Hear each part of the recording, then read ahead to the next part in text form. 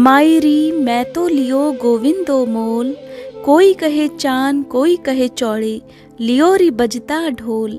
कोई कहे महंगो कोई कहे सुहंगो, लियो री तराजू रे तोल। मायरी मैं तो लियो गोविंदो मोल। ओम श्री कृष्णाय नमः। भगवान कृष्ण की कृपा सदा आप और आपके परिवार पर बनी रहे। आज की वीडियो में आप सुनेंगे श्रीमद् भागवत महापुराण प्रथम स्कंद का 7वां अध्याय। क्योंकि आज के इस अध्याय में अश्वत्थामा का वर्णन किया गया है, तो आज के इस वीडियो के अंत में मैं आपको बताऊंगी महाभारत के एक नायक अश्वत्थामा के बारे में। उम्मीद करती हूँ आज के इस वीडियो को आप अंत तक जरूर देखेंगे। आइए सुनते हैं श्रीमद् भागवत महापुराण प्रथम स्कंद का 7वां अध्याय। श्रीमद् भागवत महापुराण प्रथम स्कंद 7वां अध्याय प्रारंभ। अश्वत्थामा द्वारा द्रौपदी के पुत्रों का मारा जाना और अर्जुन के द्वारा अश्वत्थामा का मान मर्दन।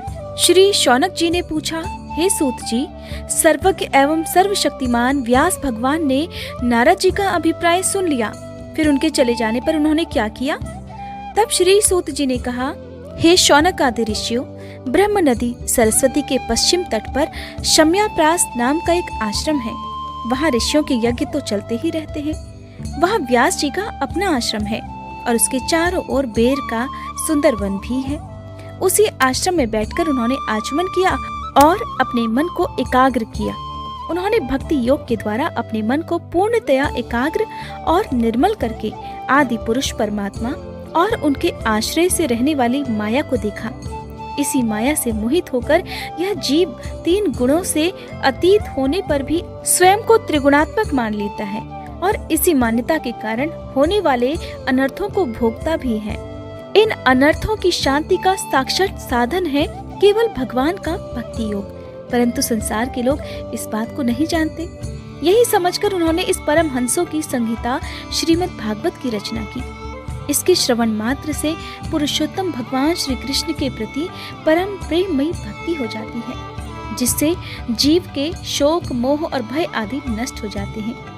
उन्होंने इस भगवत संहिता का निर्माण और पुनरावृत्ति कर इसे अपने निवृत्ति परायण पुत्र श्री सुखदेव जी को बढ़ाया। ये जानकर श्री शौनक जी ने पूछा, हे सूत जी, श्री सुखदेव जी तो अत्यंत निवृत्ति परायण है, उन्हें किसी भी वस्तु की अपेक्षा नहीं है और वो तो सदा आत्मा में ही रमण करते हैं। फिर उन्होंने किस लिए इस विशाल ग्रंथ का अध्ययन किया? तब श्री सूत जी कहते हैं कि जो लोग ज्ञानी हैं और जिनके अज्ञान की गांठें खुल गई हैं और जो सदा आत्मा में ही रमण करने वाले हैं, वे भी भगवान की हेतु रहित भक्ति अर्थात इच्छाओं रहित भक्ति करते हैं, क्योंकि भगवान के तो गुण ही ऐसे मधुर हैं जो सबको अपनी ओर खींच लेते हैं। फिर श्री सुखदेव जी तो भगवान के भक्तों के अत्यंत प्रिय और स्वयं भगवान वेदव्यास जी के पुत्र हैं। भगवान के गुणों ने उनके हृदय को अपनी ओर खींच लिया और उन्होंने उससे विवश होकर ही इस विशाल ग्रंथ का अध्ययन किया।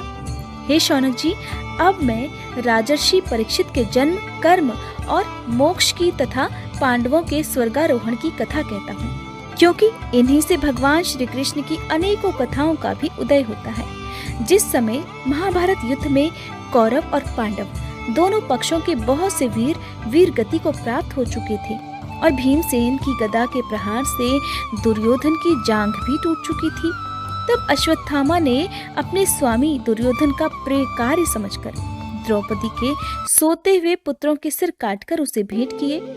ये घटना दुर्योधन को भी अप्रिय ही लगी, क्योंकि ऐसे नीच कर्म की सभी निंदा ही करते हैं।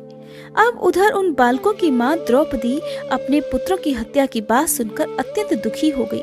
उनकी आंखों में आंसू छलछलाए और वह विलाप करने लगी। तब अर्जुन ने उन्हें सांत्वना देते हुए कहा, कल्याणी, मैं तुम्हारे आंसू तब पोंछूंगा जब उस अत्याचारी और हत्यारे अश्वत्थामा का सिर गांडीव धनुष के बाणों से काटकर तुम्हें भेंट करूंगा और अपने पुत्रों की अंत्येष्टि क्रिया के बाद तुम उस सिर पर पैर रखकर स्नान करोगी।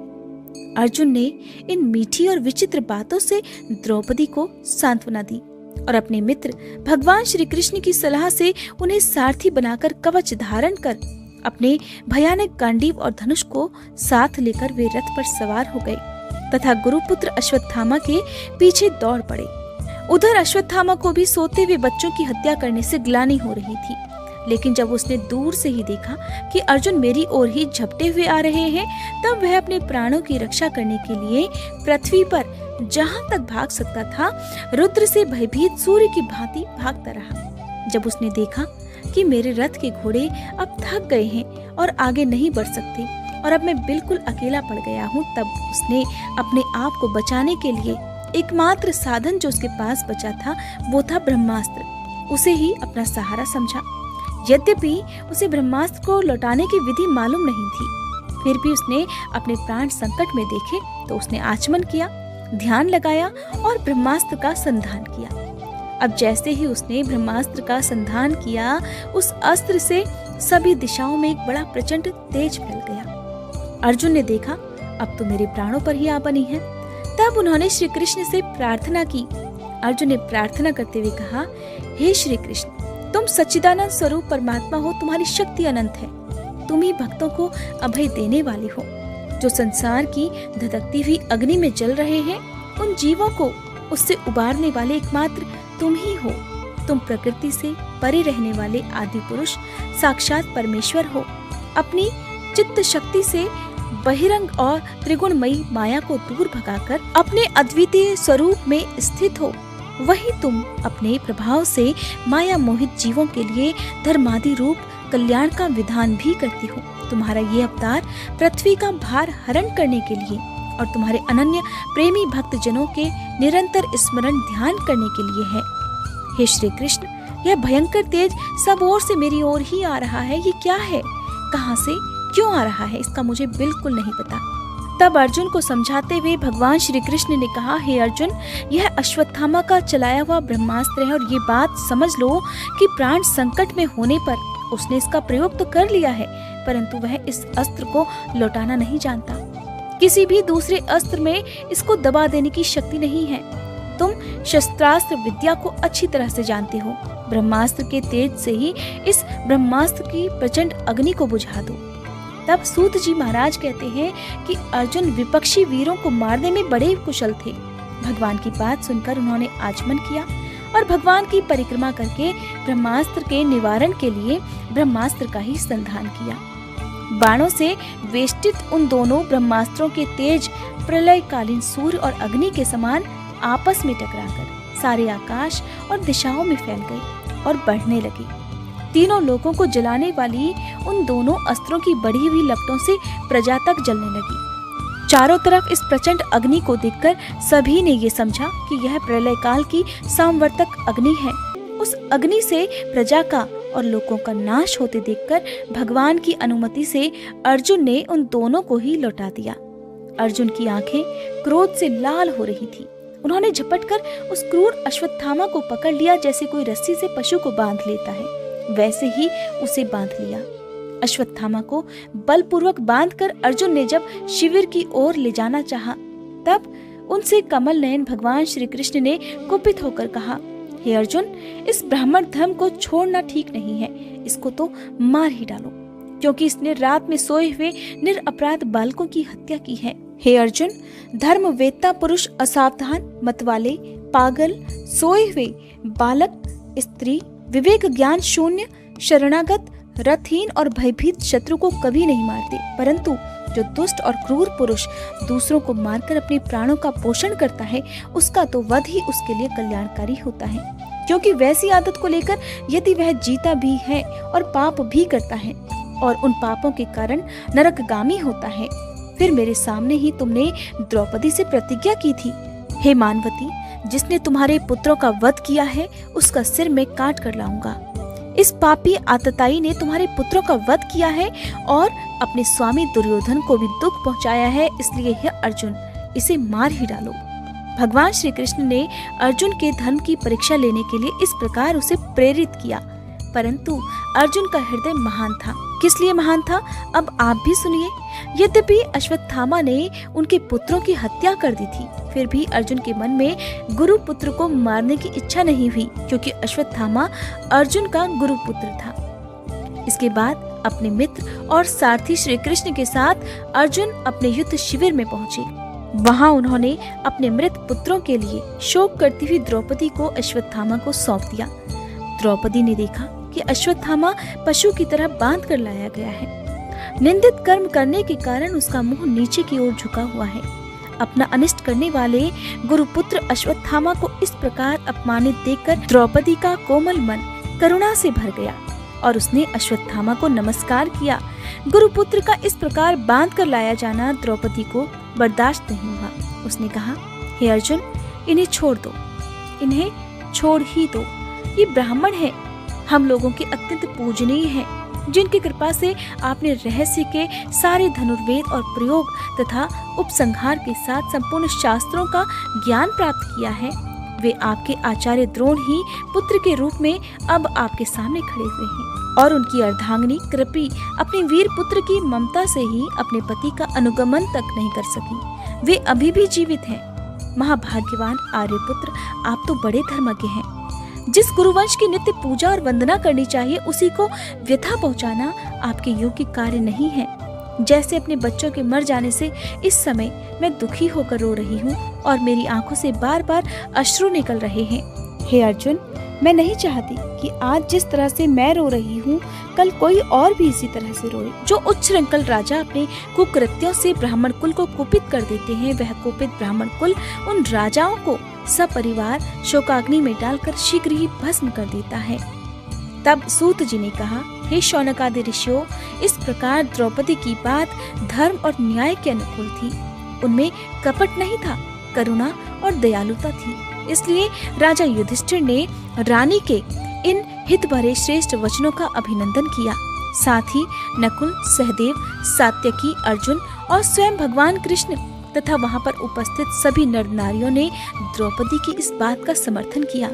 उस समय क्रोधित होकर भीमसेन कहने लगे, जिसने सोते हुए बच्चों को न अपने लिए और न अपने स्वामी के लिए बल्कि व्यर्थ ही मार डाला, उसका तो वध ही उत्तम है।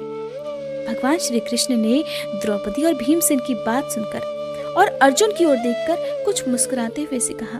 भगवान कृष्ण मुस्कुराकर कहने लगे, पतित ब्राह्मण का भी वध नहीं करना चाहिए और आतताई को मार ही डालना चाहिए। शास्त्रों में मैंने ही ये दोनों बातें कही हैं, इसलिए मेरी दोनों आज्ञाओं का पालन करो।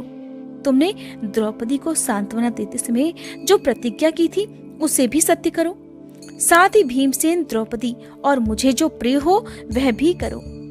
सूत जी महाराज कहते हैं, अर्जुन भगवान के हृदय की बात को तुरंत समझ गए और उन्होंने अपनी तलवार से अश्वत्थामा के सिर की मणि उसके बालों के साथ उतार ली। बालकों की हत्या करने से वह श्रीहीन तो पहले से ही हो गया था, अब मणि और ब्रह्मतेज से भी रहित हो गया। इसके बाद उन्होंने रस्सी का बंधन खोलकर अश्वत्थामा को शिविर से निकाल दिया। मूंढ देना, धन छीन लेना और स्थान से बाहर निकाल देना, ये एक प्रकार से ऐसे लोगों का वध है। उनके लिए इससे भिन्न शारीरिक वध का विधान भी नहीं है। पुत्रों की मृत्यु से द्रौपदी और पांडव सभी शोकाकुल हो रहे थे। अब उन्होंने अपने मरे हुए भाई बंधुओं की दाह आदि अंत्येष्टि क्रिया की। श्रीमद् भागवत महापुराण प्रथम स्कंद का 7वां अध्याय समाप्त। आज के इस अध्याय में जब बात अश्वत्थामा की ही हो रही है, तो क्यों ना आज अश्वत्थामा की कथा ही सुन ली जाए। महाभारत काल का एक ऐसा योद्धा जिसके बारे में ऐसी मान्यता है कि वो आज भी जिंदा है और इस योद्धा का नाम है अश्वत्थामा। ये कौरव और पांडवों के गुरु द्रोणाचार्य का पुत्र था। उसने महाभारत के युद्ध में कौरवों की ओर से युद्ध किया था, लेकिन अपनी एक गलती के कारण इसे एक शाप मिल गया, जिसके कारण ये दुनिया खत्म होने तक जीवित रहेगा और भटकता रहेगा। और आप जानते हैं अश्वत्थामा को इस तरह भटकने का श्राप किसने दिया था? स्वयं भगवान श्री कृष्ण ने। और ये शाप श्री कृष्ण ने उसे इसलिए दिया था क्योंकि उसने पांडव पुत्रों की हत्या उस समय की थी जब वो सो रहे थे। यहाँ तक कि अश्वत्थामा ने उत्तरा के गर्भ में पल रहे शिशु को भी ब्रह्मास्त्र के प्रयोग से नष्ट कर डाला था। ऐसा कहा जाता है कि जब द्रोणाचार्य को संतान प्राप्ति नहीं हो रही थी, तब वो भटकते भटकते हिमालय में पहुंच गए। वहां पर उन्होंने तपेश्वर महादेव नामक स्वयंभू शिवलिंग की पूजा अर्चना कर भगवान शिव की कृपा से एक पुत्र की प्राप्ति की। कहा जाता है कि अश्वत्थामा भगवान शिव का ही अंश था। अश्वत्थामा के सिर पर एक मणि थी जो कि उसे किसी भी राक्षस, असुर, मानव, जानवर, देव आदि के सामने निडर बनाए रखती थी और अश्वत्थामा के सिर की मणि उसके जन्म से ही थी।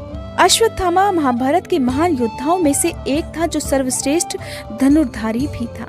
लेकिन अश्वत्थामा ने ये गलती की कि उन्होंने कौरवों का साथ दिया, क्योंकि उनके पिता द्रोणाचार्य ने भी कौरवों का साथ दिया था। और द्रोणाचार्य ने ये सोचकर कौरवों का साथ दिया था कि राज्य से निष्ठा रखते हुए वे राज्य के खिलाफ नहीं लड़ सकते थे। युद्ध के समय उन्हें किसी भी कौरव या अन्य योद्धा की जरूरत भी नहीं थी। द्रोणाचार्य और अश्वत्थामा ही अकेले एक समय पांडवों की सेना पर भारी पड़ रहे थे। तब भगवान श्री कृष्ण को एक उपाय सूझा। उन्होंने सोचा कि क्यों ना गुरुदेव को बल से नहीं बल्कि छल से पराजित किया जाए। और तब भगवान कृष्ण ने युधिष्ठिर से कहा कि हे युधिष्ठिर, आप गुरु द्रोण को कहिए कि अश्वत्थामा युद्ध में मारा गया, जिससे गुरुदेव शोक में डूबकर अपने हथियार त्याग देंगे। तब युधिष्ठिर ने कहा कि धर्म की रक्षा के लिए मैं गुरुदेव के खिलाफ भी छल करने के लिए तैयार हूँ। तब युद्ध के मैदान में श्री कृष्ण ने एक विशालकाय हाथी की तरफ इशारा करते हुए कहा कि जरा उस हाथी का नाम तो बताइए मजले भैया।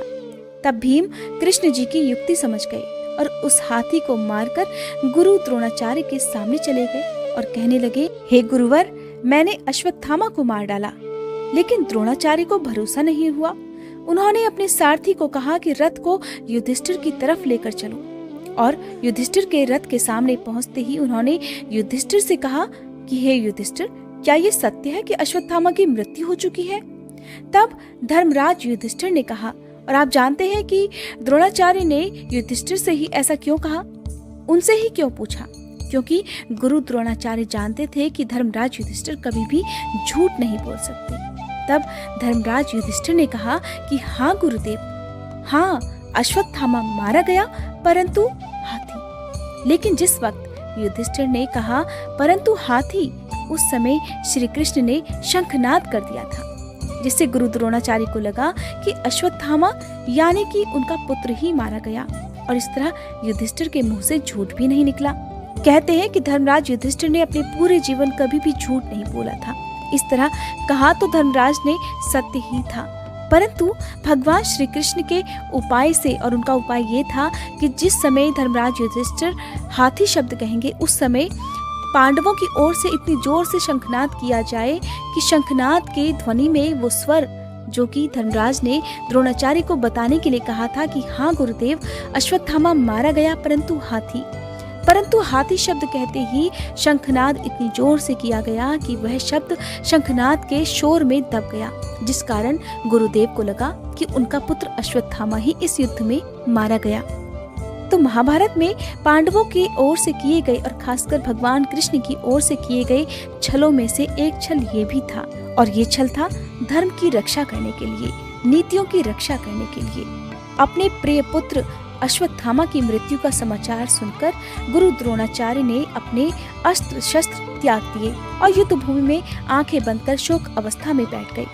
गुरु द्रोणाचार्य जी को निहत्था जानकर द्रौपदी के भाई धृष्टद्युम्न ने तलवार से उनका सिर काट डाला। इस प्रकार गुरु द्रोणाचार्य की निर्मम हत्या के बाद पांडवों की जीत होने लगी और इस तरह महाभारत युद्ध में अर्जुन के तीरों और भीमसेन की गदा से कौरवों का नाश हो गया। दुष्ट और अभिमानी दुर्योधन की जांघ भी भीमसेन ने मल्ल युद्ध में तोड़ दी थी। अपने राजा दुर्योधन की ऐसी दशा देखकर और अपने पिता द्रोणाचार्य की मृत्यु का स्मरण कर अश्वत्थामा व्याकुल हो गया। दुर्योधन पानी को बांधने की कला जानता था, सो जिस तालाब के पास गदा युद्ध चल रहा था उसी तालाब में दुर्योधन घुस गया और पानी को बांधकर छुप गया। दुर्योधन के पराजय होते ही युद्ध में पांडवों की जीत पक्की हो गई थी और सभी पांडव अपने अपने शिविरों में जीत की खुशी में मतवाले हो रहे थे। अश्वत्थामा ने द्रोणाचार्य वध के पश्चात अपने पिता की निर्मम हत्या का बदला लेने के लिए ही पांडवों पर नारायण अस्त्र अर्थात ब्रह्मास्त्र का प्रयोग किया था, जिसके आगे सारी पांडव सेना ने हथियार डाल दिए थे। महाभारत युद्ध के पश्चात ही अश्वत्थामा ने शिविर में सो रहे द्रौपदी के 5 पुत्र का और धृष्टद्युम्न का भी वध कर डाला था। ये थी महाभारत की आज की कथा। उम्मीद करती हूँ आज की ये वीडियो आपको पसंद आई होगी। वीडियो अगर अच्छी लगी हो तो वीडियो को लाइक, शेयर, चैनल को सब्सक्राइब और बेल आइकन प्रेस करना मत भूलिएगा। साथ ही आपने अगर मेरे चैनल पर मार्गशीर्ष मास में भगवान कृष्ण की सच्ची घटनाओं की कहानियां अभी तक नहीं सुनी है तो आप सभी से अनुरोध है कि एक बार